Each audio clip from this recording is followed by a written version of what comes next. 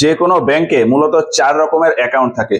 Current account, savings account, recurring deposit account আর fixed deposit account. এইগুলো কি এক এক করে বলি। আমরা আমাদের টাকা বা অর্থ নিজেদের কাছে রাখতে পারি অথবা ব্যাংকে রাখতে পারি। ব্যাংকে টাকা রাখলে সেটাকে বলা হয় ডিপোজিট, আর যে টাকা রেখেছি তার থেকে কিছুটা বা পুরোটা পরিমাণ তুলে নিলে সেটাকে বলা হয় উইথড্রল। এখন আমি কোনো একটা ব্যাংকে টাকা রেখেছি, কত টাকা রেখেছি বা কখন কত টাকা রাখছি, কখন কত টাকা তুলে নিচ্ছি, তার একটা হিসাব ব্যাংক নিজের কাছে রেখে দেয় আমার নামে একটা খাতা বানিয়ে। তো আমার নামে হিসাবের ওই খাতাটাকেই বলা হয় অ্যাকাউন্ট। এবার আমি ব্যাংকে কেমন টাকা রাখছি বা কখন কখন টাকা রাখছি, কখন তুলে নিচ্ছি বা তুলে নিতে চাইছি, মানে আমার ডিপোজিট আর উইথড্রল কখন করছি বা কখন করতে চাইছি, সেই ভিত্তিতে এই 4 রকমের অ্যাকাউন্ট হয়। কি কি বললাম? Current account, savings account, recurring deposit account আর ফিক্সড ডিপোজিট অ্যাকাউন্ট। এবার বোঝার সুবিধার জন্য আমি একটা এক্সাম্পল নিই। ধরলাম একটা ব্যাংক রয়েছে, ব্যাংকে আমার একটা অ্যাকাউন্ট রয়েছে মিস্টার জেড নামে। এবার আমি যদি এই অ্যাকাউন্টে কিছু টাকা রাখি, মানে কিছু টাকা ডিপোজিট করি, সেক্ষেত্রে কি হবে? 3 মাস বা 6 মাস বা 1 বছর পরে গিয়ে আমার ওই অ্যামাউন্টের উপর ব্যাংক কিছু সুদ দিয়ে আমার হিসাবের খাতায় অর্থাৎ আমার অ্যাকাউন্টে রেখে দেবে। আমি চাইলে যে কোনো সময় ওই অ্যামাউন্টটা তুলে নিতে পারি। এইবার বিভিন্ন রকম সিচুয়েশন আসে, যেমন ধরলাম যে আমার কাছে একটা থোক্কা পরিমাণ টাকা এলো বা একটা থোক্কা পরিমাণ টাকা রয়েছে। আমি হয়তো এই ব্যাংকে বললাম যে আমার অ্যাকাউন্টে 70,000 টাকা রেখে দিতে, মানে আমি এই অ্যাকাউন্টে 70,000 টাকা ডিপোজিট করলাম। এর জায়গায় অন্য কোনো অ্যামাউন্টও ডিপোজিট করতে পারি। করে এই ব্যাংকে বললাম যে আমার এই টাকাটা আমি এখন তুলবো না, 2 বছর বা 5 বছর বা 10 বছর পরে গিয়ে টোটাল যে অ্যামাউন্ট হবে এই অ্যামাউন্টের ওপর 2 বছর 5 বছর বা 10 বছর পরে গিয়ে সুদ সহ যে অ্যামাউন্ট হবে সেই অ্যামাউন্টটা আমি তুলে নেব 2 বছর 5 বছর বা 10 বছর পরে গিয়ে। তো সেই হিসাবে আমার নামে এই ব্যাংকে যে টাইপের অ্যাকাউন্ট হবে সেটাকে বলা হবে ফিক্সড ডিপোজিট অ্যাকাউন্ট। কি বললাম? আমি একটা নির্দিষ্ট পরিমাণ অর্থ একবারে একটা ব্যাংকে রাখলাম, 2 বছর 5 বছর 7 বছর বা 10 বছর পরে গিয়ে সুদ সমেত ওই টাকাটা তুলে নেব। সেই ক্ষেত্রে যে অ্যাকাউন্ট সেটাকে বলা হবে ফিক্সড ডিপোজিট অ্যাকাউন্ট। এইবার আমি ব্যাংকে হয়তো বললাম যে আমি প্রত্যেক মাসে 2,000 টাকা করে রাখবো, প্রত্যেক মাসে হয়তো 2,000 টাকা করে রাখবো। এই টাকাটা আর আমি তুলবো না। 2,000 এর জায়গায় যে কোনো অ্যামাউন্ট হতে পারে, আমি 2,000 ধরলাম। তো 2,000 টাকা করে প্রত্যেক মাসে রাখবো, আমি 5 বছর রাখবো। তো 5 বছর প্রত্যেক মাসে 2,000 টাকা করে রাখতে রাখতে টোটাল যে অ্যামাউন্ট হবে 5 বছর পরে গিয়ে সুদ সহ আমি ওই টোটাল অ্যামাউন্টটা ফেরত নিয়ে নেব। এই ক্ষেত্রে এই ব্যাংকে আমার যে টাইপের অ্যাকাউন্ট হবে সেটাকে বলা হবে রেকারিং ডিপোজিট অ্যাকাউন্ট বা আরডি অ্যাকাউন্ট। কি বললাম? আমি প্রত্যেক মাসে একটা নির্দিষ্ট পরিমাণ অর্থ ব্যাংকে যদি 2 বছর 5 বছর 10 বছর বা 15 বছরের জন্য রাখি, সেক্ষেত্রে আমার নামে যে অ্যাকাউন্ট হয় সেই অ্যাকাউন্টটাকে বলা হবে আরডি অ্যাকাউন্ট বা রেকারিং ডিপোজিট অ্যাকাউন্ট। এইবার ব্যাংকে আরেকটা সিচুয়েশন কি হতে পারে? আমি যখন খুশি টাকা রাখতে পারি, যখন খুশি টাকা তুলে নিতে পারি। যাই করি না কেন, আমার যখন অর্থের প্রয়োজন হবে তখন আমি আমার অ্যাকাউন্ট থেকে যদি টাকা তুলে নিতে চাই, সেক্ষেত্রে আমার নামে যে অ্যাকাউন্ট হবে সেটাকে বলা হবে সেভিংস অ্যাকাউন্ট। ব্যাপারটা কেমন? আমি হয়তো প্রত্যেক মাসে আমার হয়তো 5,000 টাকা করে আমি দিচ্ছি, প্রত্যেক মাসে আমার হয়তো 5,000 টাকা করে আমার অ্যাকাউন্টে ঢুকছে বা আমি দিচ্ছি। আমি হয়তো কোথাও কাজ করছি, সেই কাজের জায়গা থেকে আমার অ্যাকাউন্টে প্রত্যেক মাসে 5,000 টাকা করে আসছে। এছাড়া আমি হয়তো 5 দিন পরে আরো 10,000 টাকা জমা দিলাম আমার অ্যাকাউন্টে। 1 সপ্তাহ পরে হয়তো আমি আরো 7,000 টাকা ডিপোজিট করলাম। তো এইভাবে ডিপোজিট হতে হতে আমার অ্যাকাউন্টে যে ব্যালেন্স থাকবে সেই ব্যালেন্সটা আমি যখন খুশি তুলে নিতে পারি। সেক্ষেত্রে আমার এই যে অ্যাকাউন্ট বা আমার এই যে হিসাবের খাতা মেনটেন হবে সেটাকে বলা হবে সেভিংস অ্যাকাউন্ট। আরেকটা টাইপের অ্যাকাউন্ট আছে, সেটা হলো কারেন্ট অ্যাকাউন্ট। সেটা একটু পরে আসছি। তো আমরা ব্যাংকে যেভাবে টাকা পয়সা জমাবো বা যেভাবে তুলতে চাইবো সেই হিসাবে এই 3টে টাইপের account, fixed deposit account, recurring deposit account, savings account. এবার এই প্রত্যেকটা ক্ষেত্রে কিন্তু আমরা ব্যাংকে কিছু টাকা ডিপোজিট করছি। এখন ব্যাংকের কাছে ডিপোজিট হিসাবে যে টাকা রয়েছে, ব্যাংক এই টাকাটা নিয়ে কি করে?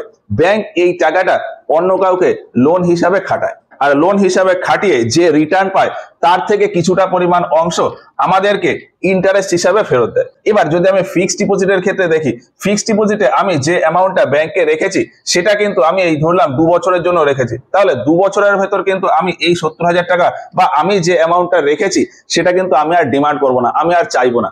এই যে 70,000 টাকা বা অন্য যে অ্যামাউন্ট, সেটা ব্যাংকের কাছে একটা অ্যাসেট হিসাবে রয়ে গেল। ব্যাংক এই 2 বছর ধরে এই 70,000 টাকাটাকে বিভিন্ন জায়গায় বিভিন্ন ভাবে খাটাতে পারে। ব্যাংক জানে যে এই 2 বছরের জন্য আমি এই 70,000 টাকাটাকে ডিমান্ড করবো না, মানে চাইবো না। এই জন্য ব্যাংক এই টাকাটাকে যেমন খুশি যেভাবে খুশি ব্যবহার করতে পারে, আর সেইভাবে বিভিন্ন দিকে ব্যবহার করে এই অ্যামাউন্ট থেকে ব্যাংকের ইনকামও অনেক বেশি হয়। যেহেতু ব্যাংকের ইনকামও অনেক বেশি হয়, এই জন্য ব্যাংক এই ফিক্সড ডিপোজিট অ্যাকাউন্টের উপর আমাদেরকে ইন্টারেস্টও বেশি দেয়, মানে রিটার্নও বেশি দেয়। ব্যাংকে আমাদের যে ডিপোজিটটা থাকে তার উপর ব্যাংক আমাদেরকে যে ইন্টারেস্টটা দেয় সেটাকে বলা হয় রিটার্ন। তো সেই হিসাবে ফিক্সড ডিপোজিট অ্যাকাউন্টে রিটার্ন হয় সব থেকে বেশি। তার কারণ কি, একটা থোক্কা পরিমাণ অর্থ ব্যাংকে অনেক বেশি টাইমের জন্য থেকে যায়। রিকারিং ডিপোজিটের ক্ষেত্রেও ঠিক তাই। রিকারিং ডিপোজিটে প্রত্যেক মাসে একটু একটু পরিমাণ অর্থ আমরা ব্যাংকে জমাই বা ডিপোজিট করি, এবার সেই অর্থটা কিন্তু ব্যাংকে থেকে যায়। আমরা কিন্তু ওই অ্যামাউন্টটা চাই না, ওটা একটা নির্দিষ্ট সময় পরে গিয়ে চাই। এই জন্য এই অ্যাকাউন্টেও ব্যাংক খুব ভালোই রিটার্ন দেয়, তবে এফডির থেকে একটু কম। তো আরডিতেও রিটার্ন ভালোই হয়, তবে এফডির থেকে কম। এটা যদি 8 থেকে 10% দেয়, তাহলে এটা মোটামুটি 5 থেকে 8%-এর রিটার্ন দেয়। এইবার এইখানে আমাদের মনে একটা প্রশ্ন আসে যে আমি যদি আমার টাকা ব্যাংকে ফিক্সড ডিপোজিট হিসাবে রাখতে চাই, তাহলে কত দিনের জন্য রাখতে পারি? তো মিনিমাম 7 দিনের জন্য ফিক্সড ডিপোজিট হয়। নর্মালি যে কোনো ব্যাংকে 7 দিন থেকে 10 বছর পর্যন্ত 7 দিন থেকে 10 বছর পর্যন্ত এফডি করা যায়। মিনিমাম 7 দিনের এফডি করা যায়, আর ম্যাক্সিমাম পর্যন্ত 10 বছর পর্যন্ত এফডি করা যাবে। আর এই এফডিতে যত খুশি টাকা আমরা ফিক্সড করে রাখতে পারি।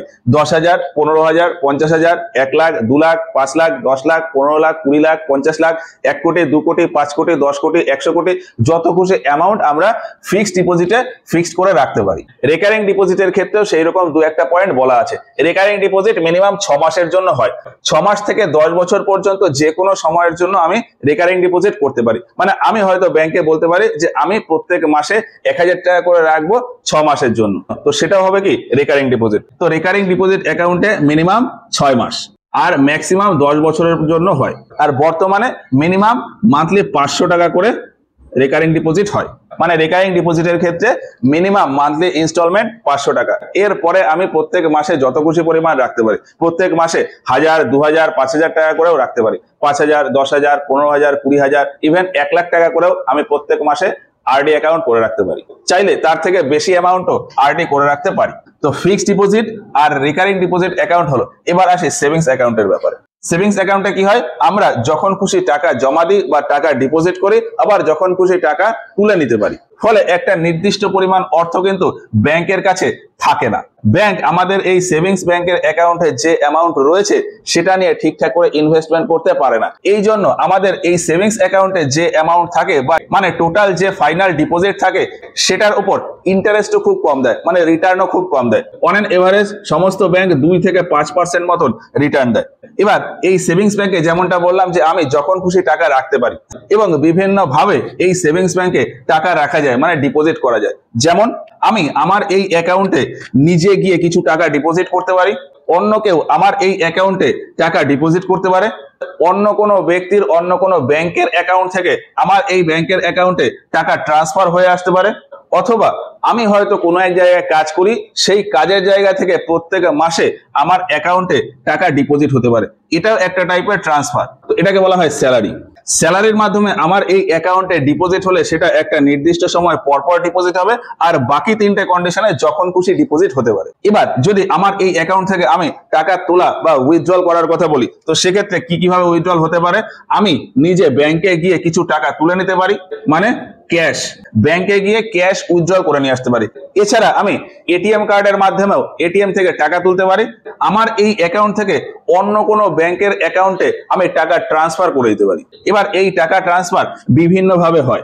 চেকের মাধ্যমে হতে পারে, ইন্টারনেট ব্যাংকিং এর মাধ্যমে হতে পারে, অথবা ইউপিআই এর মাধ্যমে হতে পারে, বা অন্যান্য বিভিন্ন ভাবে আমার অ্যাকাউন্ট থেকে অন্য কারোর অ্যাকাউন্টে আমি ট্রান্সফার করে দিতে পারি। তো আমার অ্যাকাউন্টে আমি যেমন বিভিন্নভাবে ডিপোজিট করতে পারি, ঠিক সেইভাবে বিভিন্নভাবে উইথড্রলও করে নিতে পারি।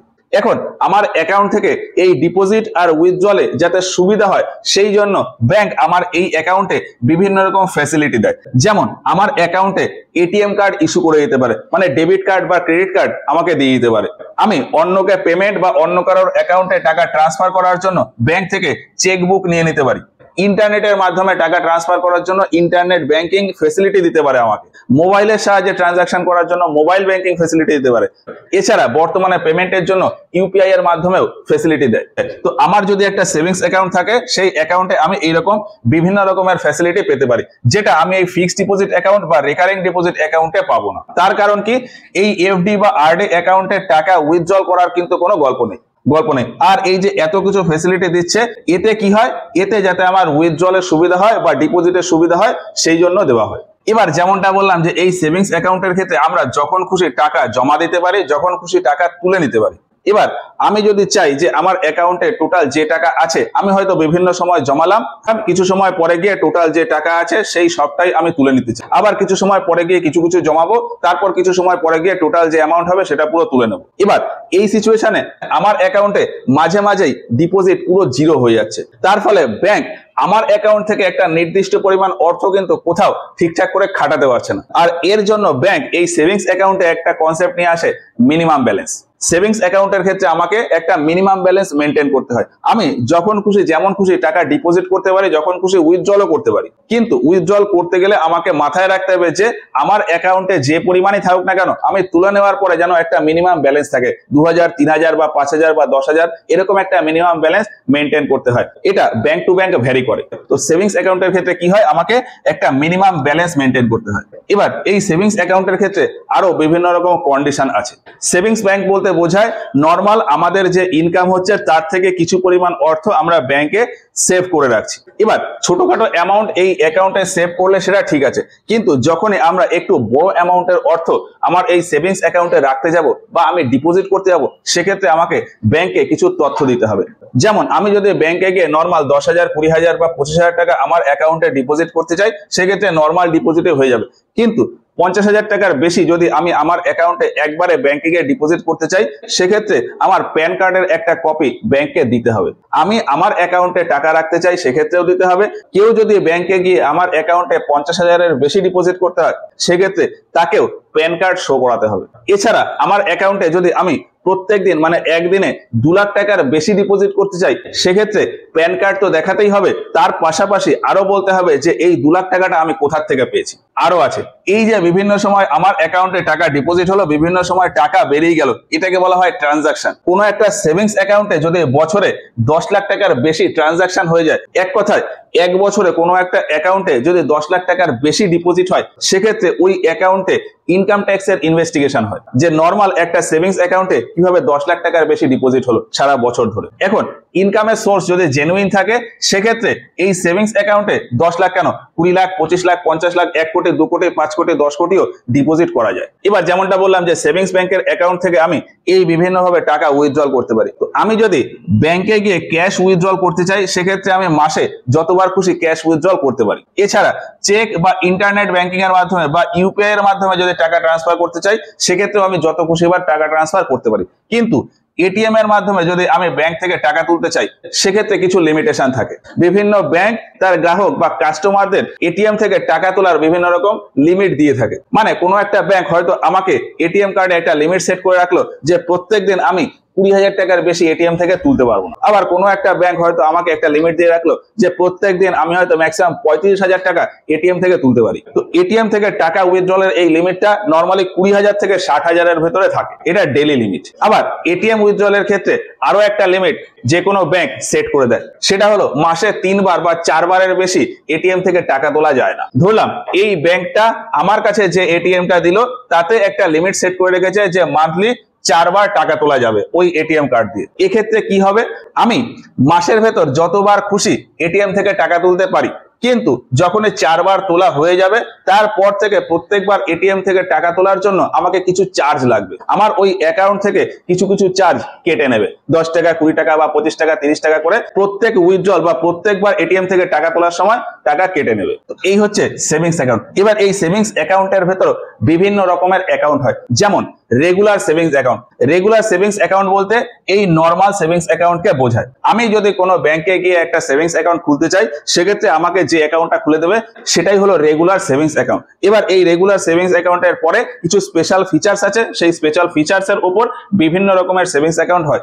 যেমন জিরো ব্যালেন্স সেভিংস অ্যাকাউন্ট বা বেসিক সেভিংস অ্যাকাউন্ট। সেটা কি? সেটা হলো এই যে সেভিংস অ্যাকাউন্টে আমাকে মিনিমাম একটা ব্যালেন্স মেনটেন করে রাখতে হয়, এই জিরো ব্যালেন্স অ্যাকাউন্টের ক্ষেত্রে সেই মিনিমাম ব্যালেন্সটা মেনটেন করতে হয় না। রেগুলার সেভিংস অ্যাকাউন্টের ক্ষেত্রে কি হয়, আমি যদি ব্যাংকে গিয়ে টাকা রাখতে চাই বা আমার একটা অ্যাকাউন্ট খুলতে যাই, সেক্ষেত্রে ব্যাংক প্রথমেই বলে যে মিনিমাম একটা ব্যালেন্স আপনাকে ডিপোজিট করতে হবে, হয়তো 5,000 টাকা। তাহলে অ্যাকাউন্ট খোলার জন্য আমাকে 5,000 টাকা ডিপোজিট করতে হবে মিনিমাম। আর সব সময় আমার ব্যাংকের অ্যাকাউন্টে 5,000 টাকা মিনিমাম ব্যালেন্স মেনটেন করতে হবে। কিন্তু যদি জিরো ব্যালেন্স অ্যাকাউন্ট হয়, সেক্ষেত্রে আমি অ্যাকাউন্ট ওপেন করার জন্য 1 টাকাও দিতে হবে না। কোনো টাকা না দিয়েই আমি এই ব্যাংকে আমার অ্যাকাউন্ট খুলতে পারবো। তবে এটা স্পেশাল পারপাসে ইউজ হয়। যেমন স্টুডেন্টদের জন্য যে অ্যাকাউন্ট, সেটা জিরো ব্যালেন্স অ্যাকাউন্ট হয়। ওই যে জনধন যোজনা এসেছিল, তার জন্য যে অ্যাকাউন্ট খোলা হয়েছিল, সেটাও ওই জিরো ব্যালেন্স অ্যাকাউন্ট। এইরকম এবার এই রেগুলার সেভিংস অ্যাকাউন্ট বললাম, এই রেগুলার সেভিংস অ্যাকাউন্টের ক্ষেত্রে এই সমস্ত রকম ফ্যাসিলিটি দেওয়া হয়। এটিএম কার্ডের facility, internet banking facility, cheque facility, সব রকম ফ্যাসিলিটি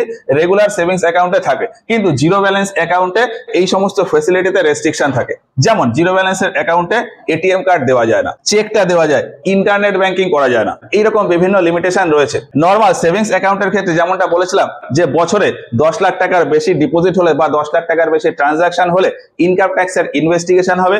এই যে জিরো ব্যালেন্স সেভিংস অ্যাকাউন্ট, এর ক্ষেত্রে লিমিটেশন দেওয়া আছে যে বছরে 1 লাখ টাকার বেশি জমা দেওয়া যাবে না বা ট্রানজাকশন করা যাবে না। এরপরে আছে স্যালারি অ্যাকাউন্ট। স্যালারি অ্যাকাউন্ট কি হয়, নর্মালি আমরা যদি কোথাও কোনো কাজ করি, কোনো অর্গানাইজেশনে কাজ করি, তো ওই অর্গানাইজেশনের যে হেড, সে ব্যাংকের সাথে কথা বলে ওই অর্গানাইজেশনের সমস্ত এমপ্লয়ীদের অ্যাকাউন্ট ওই ব্যাংকে করে রাখে, সেটাকেই বলা হয় স্যালারি অ্যাকাউন্ট। এই স্যালারি অ্যাকাউন্টের ক্ষেত্রে একটা স্পেশাল প্রভিশন আছে যে এই স্যালারি অ্যাকাউন্টে জিরো ব্যালেন্স মেনটেন করা যায়। মানে স্যালারি অ্যাকাউন্টের ক্ষেত্রে মিনিমাম ব্যালেন্স মেনটেন করার কোনো প্রয়োজন হয় না। রেগুলার সেভিংস অ্যাকাউন্টের ক্ষেত্রে যেরকম একটা মিনিমাম ব্যালেন্স মেনটেন করতে হয়, স্যালারি অ্যাকাউন্টের ক্ষেত্রে যে স্যালারিটা ঢোকে আমরা চাইলে পুরো স্যালারিটাই তুলে নিতে পারি, ওই ব্যাংকে 1 টাকাও না রাখতে পারি। তার ফলে স্যালারি অ্যাকাউন্টের ক্ষেত্রে ব্যাংক আমাদেরকে কোনো ইন্টারেস্ট দেয় না। স্যালারি অ্যাকাউন্টে আমাদের যে টাকাটা থাকে, সেই টাকার উপর ব্যাংক কোনো ইন্টারেস্ট দেয় না। তবে এই স্যালারি অ্যাকাউন্টে এই সমস্ত ফ্যাসিলিটি ব্যাংক দেয়। Debit card, credit card, cheque, internet banking, UPI, mobile banking, সমস্ত রকমের ফ্যাসিলিটি এই স্যালারি অ্যাকাউন্টে পাওয়া যায়। এরপরে আছে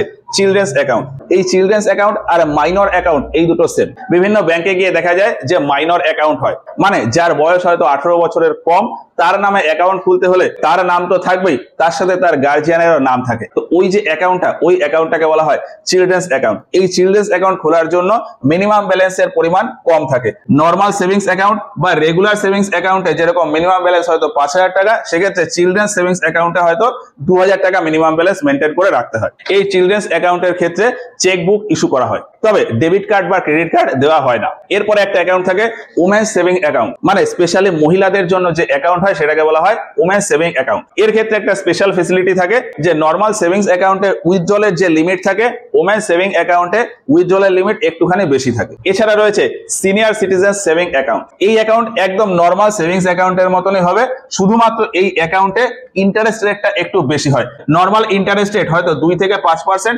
কোনো ব্যাংকে ওটা 6%ও চলে যেতে পারে। এর সাথে এই সিনিয়র সিটিজেন অ্যাকাউন্ট খোলার জন্য মিনিমাম ব্যালেন্স মেনটেনও কম করতে হয়। এছাড়া রয়েছে ফ্যামিলি সেভিংস অ্যাকাউন্ট। একটা ফ্যামিলির 4 জন বা 5 জন মেম্বার আছে, তাদের প্রত্যেকের জন্য একটা কমন অ্যাকাউন্ট হয়, সেটাকেই বলা হয় ফ্যামিলি অ্যাকাউন্ট। এই ফ্যামিলি অ্যাকাউন্টের ক্ষেত্রে একজন হেডে থাকে আর বাকি সবাই নিচে সবার সমান অধিকার থাকে। ওই ফ্যামিলির সমস্ত মেম্বার ওই অ্যাকাউন্টটাকে ব্যবহার করতে পারে। এরপরে রয়েছে জয়েন্ট অ্যাকাউন্ট। জয়েন্ট অ্যাকাউন্ট বলতে আমাদের অনেকেরই মাথায় প্রথমেই আসে যে স্বামী স্ত্রীর অ্যাকাউন্ট, কিন্তু না, জয়েন্ট অ্যাকাউন্ট মানে শুধুমাত্র যে স্বামী স্ত্রীর অ্যাকাউন্ট তা কিন্তু না। যে কোনো বিজনেসে বা যে কোনো জায়গাতে 2 জন বা 3 জন পার্টনার মিলে যদি অ্যাকাউন্ট খুলতে চায়, সেক্ষেত্রে সেই অ্যাকাউন্টটাকেই বলা হয় জয়েন্ট অ্যাকাউন্ট। নর্মালি যে কোনো বিজনেসের ক্ষেত্রে 2 জন পার্টনার বা 3 জন পার্টনার থাকলে, বিজনেসের হেডে 2 জন বা 3 জন ব্যক্তি থাকলে, তারা ওই বিজনেসের উপর ইকুয়াল কন্ট্রোল করার জন্য একটা কমন অ্যাকাউন্ট খোলা হয়, সেটাকেই বলা হয় জয়েন্ট অ্যাকাউন্ট। তো জয়েন্ট অ্যাকাউন্ট বিজনেস পার্টনাররা খুলতে পারে বা স্বামী স্ত্রী খুলতে পারে বা আমি আরেকজন ব্যক্তি সেও খুলতে পারে। যে কোনো 2-3 জন ব্যক্তি একসাথে মিলে একটা কমন অ্যাকাউন্ট খুলতে পারে, সেটাকেই বলা হয় জয়েন্ট অ্যাকাউন্ট। তো সেভিংস অ্যাকাউন্টের ভেতর এইরকম বিভিন্ন টাইপের অ্যাকাউন্ট হয়। এবারে আসি কারেন্ট অ্যাকাউন্টের ব্যাপারে। কারেন্ট অ্যাকাউন্ট হলো এই সেভিংস অ্যাকাউন্টেরই একটা স্পেশাল ফিচার্স। সেভিংস অ্যাকাউন্টে যেরকম টাকা পয়সার ট্রানজাকশনে বিভিন্ন রকম লিমিটেশন ছিল, যে প্রতিদিন 50,000-এর বেশি ট্রানজাকশন হলে প্যান কার্ড লাগবে, 2 লাখের বেশি হলে ইনভেস্টিগেশন হবে, বছরে 10 লাখের বেশি ট্রানজাকশন হলে ইনকাম ট্যাক্সের ইনভেস্টিগেশন হবে। কারেন্ট অ্যাকাউন্টের ক্ষেত্রে এই সমস্ত কোনো ঝামেলা থাকে না। নর্মালি দেখা যায় যে কোনো অর্গানাইজেশন বা কোনো বিজনেসম্যানের অ্যাকাউন্ট যদি থাকে, তাহলে তাকে প্রতিদিন প্রচুর পরিমাণে টাকা পয়সার লেনদেন করতে হয়, মানে ট্রানজাকশন করতে হয়। আর এই ট্রানজাকশন করতে করতে প্রত্যেক দিনেই হয়তো 10 লাখের বেশি ট্রানজাকশন হয়ে যায়। এখন ওই ব্যবসায়ী বা ওই ব্যক্তি যদি প্রত্যেক দিন ওই 10 লাখের বেশি ট্রানজাকশন হয়ে গেলে ইনকাম ট্যাক্সের ব্যাপারে রিপোর্ট করে, তাহলে তো তার আর ব্যবসা হবে না। এই জন্য ব্যাংক ওই ব্যবসায়ীর কাছ থেকে কাগজপত্র নিয়ে তার ইনকামের সোর্স এই সমস্ত জিনিস দেখে তার অ্যাকাউন্টকে একটা স্পেশাল ট্যাগ লাগিয়ে দেয়, সেটাকেই বলা হয় কারেন্ট অ্যাকাউন্ট। এই কারেন্ট অ্যাকাউন্টের ক্ষেত্রে কি হয়, যত খুশি ট্রানজাকশন দিনে করা যায়। তবে বিভিন্ন কাস্টমারের ক্ষেত্রে এই কারেন্ট অ্যাকাউন্টে বিভিন্ন রকম লিমিটেশন দেওয়া থাকে। যেমন আমার অ্যাকাউন্টে হয়তো লিমিটেশন দেওয়া রইলো প্রত্যেকদিন 2 লাখের বেশি ট্রানজাকশন করা যাবে না, বা কাউকে হয়তো লিমিট দিয়ে দিল প্রত্যেকদিন যাতে 15 লাখের বেশি ট্রানজাকশন না হয়। তো ওই ব্যক্তি প্রত্যেকদিন টাকা পয়সার লেনদেন 15 লাখ পর্যন্ত করতে পারবে। এই ট্রানজাকশন নিয়ে তাকে ব্যাংকে আর কোনো কৈফিয়ত দিতে হবে না। তবে 15 লাখের বেশি ট্রানজাকশন হয়ে গেলে তখন ব্যাংকে একটা রিপোর্ট দিয়ে দিতে হবে। এইরকম যে কোনো কারেন্ট অ্যাকাউন্টের ক্ষেত্রে বিভিন্ন রকম লিমিট দেওয়া থাকে। 15 লাখ, 20 লাখ, 50 লাখ, 1 কোটি, 2 কোটি, 5 কোটি, এইরকম বিভিন্ন ট্রানজাকশন হতে পারে। বিভিন্ন অ্যাকাউন্টের ক্ষেত্রে বিভিন্ন লিমিট দেওয়া থাকে। এই কারেন্ট অ্যাকাউন্টের ক্ষেত্রে কি হয়, সেভিংস ব্যাংকের অ্যাকাউন্টে যেরকম এই ইন্টারেস্ট রেট বা এই রিটার্নটা আমাকে দিয়েছিল, কারেন্ট অ্যাকাউন্টের ক্ষেত্রে ব্যাংক আমার অ্যাকাউন্টের ওপর বা আমার অ্যাকাউন্টে যে টাকা আছে সেই টাকার উপর কোনো রকম ইন্টারেস্ট বা রিটার্ন আমাকে দেয় না। সেভিংস ব্যাংকের অ্যাকাউন্টে রিটার্ন পাওয়া যায়, কারেন্ট অ্যাকাউন্টের ক্ষেত্রে কোনো রিটার্ন পাওয়া যায় না, 0 ইন্টারেস্ট দেয়। আর এই কারেন্ট অ্যাকাউন্টের ক্ষেত্রেও মিনিমাম ব্যালেন্স মেনটেন করতে হয় না। তবে কিছু কিছু ব্যাংকের ক্ষেত্রে বলা হয় যে মিনিমাম একটা ব্যালেন্স মেনটেন করতে হবে। তো কারেন্ট অ্যাকাউন্টে মিনিমাম ব্যালেন্স মেনটেন হোক বা না হোক, আমার ওই অ্যাকাউন্টের টাকার উপর ব্যাংক কোনো রকম ইন্টারেস্ট বা রিটার্ন দেয় না। আর ওই কারেন্ট অ্যাকাউন্টের ক্ষেত্রেও এই সমস্ত রকমের ফ্যাসিলিটি ব্যাংক দেয়। কারেন্ট অ্যাকাউন্টে ব্যাংক আরো একটা ফ্যাসিলিটি দেয়, সেটা হলো ওভারড্রাফট ফ্যাসিলিটি। সেটা কি, আমার যদি ব্যাংকের সাথে ট্রানজাকশন খুব ভালো হয়, লেনদেন খুব ভালো হয়, সেক্ষেত্রে ব্যাংক আমাকে একটা ওভারড্রাফট লিমিট দিয়ে দিতে পারে হয়তো 20,000 টাকা। তার মানে কি, আমি কাউকে হয়তো পেমেন্ট করছি, পেমেন্ট করতে করতে আমার অ্যাকাউন্টে হয়তো 10,000 টাকা পড়ে আছে। এখন আমাকে হয়তো কাউকে একটা পেমেন্ট করতে হবে 25,000 টাকা। এবার কারেন্ট অ্যাকাউন্ট হলে নর্মাল আমার 10,000 টাকা আছে, আমি 25,000 টাকা পেমেন্ট করতে কিন্তু পারবো না। কিন্তু আমার এই অ্যাকাউন্টে যদি ওভারড্রাফট ফ্যাসিলিটি দেওয়া থাকে, সেক্ষেত্রে আমার অ্যাকাউন্টে 10,000 টাকা থাকলেও আমি 25,000 টাকা তাকে পেমেন্ট করে দিতে পারবো। কিভাবে হবে, ওই যে আমার অ্যাকাউন্টে 10,000 টাকা রয়েছে সেটা অন্য অ্যাকাউন্টে ট্রান্সফার হয়ে যাবে, তার সাথে সাথে ব্যাংক আমার অ্যাকাউন্ট থেকে আমার হয়ে 15,000 টাকা পেমেন্ট করে দেবে। যেহেতু ব্যাংক আমার কাছে 20,000 টাকার ওভারড্রাফট ফ্যাসিলিটি দিয়ে রেখেছে, ওই 20,000 টাকার ভেতর 15,000 টাকা ওই অ্যাকাউন্টে ট্রান্সফার করে দেবে, আর আমার অ্যাকাউন্টে -15,000 টাকা ব্যালেন্স হিসাবে দেখিয়ে দেবে। এবার ব্যাংক আমাকে কিছুদিনের একটা সময় দিয়ে দেবে, যে 10 দিন বা 15 দিন। এই 15 দিনের ভেতর আমার যে 15,000 টাকা মাইনাস ব্যালেন্সে রয়েছে সেটাকে আমাকে পূরণ করে দিতে হবে। তো এই হচ্ছে ওভারড্রাফট ফ্যাসিলিটি। আমার অ্যাকাউন্টে পর্যাপ্ত পরিমাণ অর্থ না থাকলেও ব্যাংক আমার হয়ে যদি পেমেন্ট করে দেয়, সেটাকেই বলা হয় ওভারড্রাফট ফ্যাসিলিটি। আর এই ওভারড্রাফট ফ্যাসিলিটির উপরে ভিত্তি করেই বর্তমানে এখন ক্রেডিট কার্ড এসছে। এই ওভারড্রাফট ফ্যাসিলিটি কোথায় বললাম, কারেন্ট অ্যাকাউন্টে দেওয়া হয়। এবার কোনো একজন ব্যক্তির হয়তো সেভিংস অ্যাকাউন্ট রয়েছে, তার ট্রানজাকশনের হিস্ট্রিও ভালো, মোটামুটি ট্রানজাকশন সবসময় ঠিকঠাকই থাকে। তো সেই হিসাবে কোনো একজন ব্যক্তি তার সেভিংস অ্যাকাউন্টেও ওভারড্রাফট ফ্যাসিলিটি অ্যাভেল করতে পারে। তো ওভারড্রাফট ফ্যাসিলিটি কারেন্ট অ্যাকাউন্ট বা সেভিংস অ্যাকাউন্ট দুটো অ্যাকাউন্টেই দেওয়া যায়। তো এই হচ্ছে ব্যাংকের 4 রকমের অ্যাকাউন্ট। এছাড়াও বিভিন্ন রকমের অ্যাকাউন্ট হয়, যেমন এনআরআই দের জন্য অ্যাকাউন্ট। এনআরআই মানে কি, নন রেসিডেন্ট অফ ইন্ডিয়া। এদের জন্য ব্যাংকে একটা অ্যাকাউন্ট হয়। এতে আবার 3 রকমের অ্যাকাউন্ট হয়, এনআরও অ্যাকাউন্ট, এনআরই অ্যাকাউন্ট আর এফসিএনআর অ্যাকাউন্ট। এছাড়াও আরো 4 রকমের স্পেশাল টাইপের অ্যাকাউন্ট হয়, সেটা হলো nostro account, vostro account, loro account আর মিরর অ্যাকাউন্ট। এগুলো নিয়ে এর পরের ভিডিওতে বলবো।